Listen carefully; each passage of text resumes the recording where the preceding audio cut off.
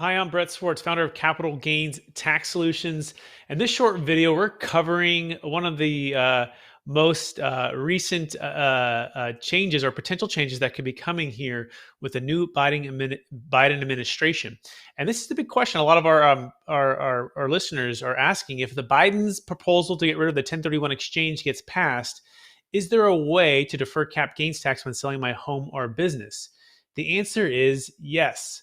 The Deferred Sales Trust is a clear winner here, should the Biden administration decide to get rid of the 1031 exchange. And it's something to consider because it has been talked about for years on both sides of the aisle, the last 15 years or so. Now, it's never been passed yet. And we here at Capital Gains Tax Solutions hope that it doesn't get passed because we do think it does definitely incentivize investment real estate owners to defer capital gains taxes and actually grows the economy and creates more jobs. But if it does get limited or eliminated, it is important to have a backup plan or an alternative.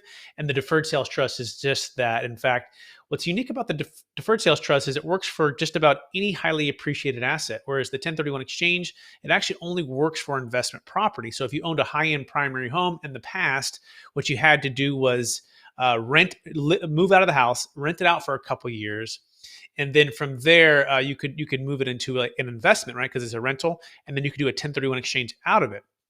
Whereas the deferred sales trust, you could literally just sell your high-end primary home today and then defer the tax. In fact, we just did a deal in Palo Alto for a gentleman who had been in the real estate business for about 30 years, and he was one of the top realtors in Palo Alto, selling his own house, and he sold it for over $8 million and deferred a huge part of capital gains tax. And it was his primary using the deferred sales trust.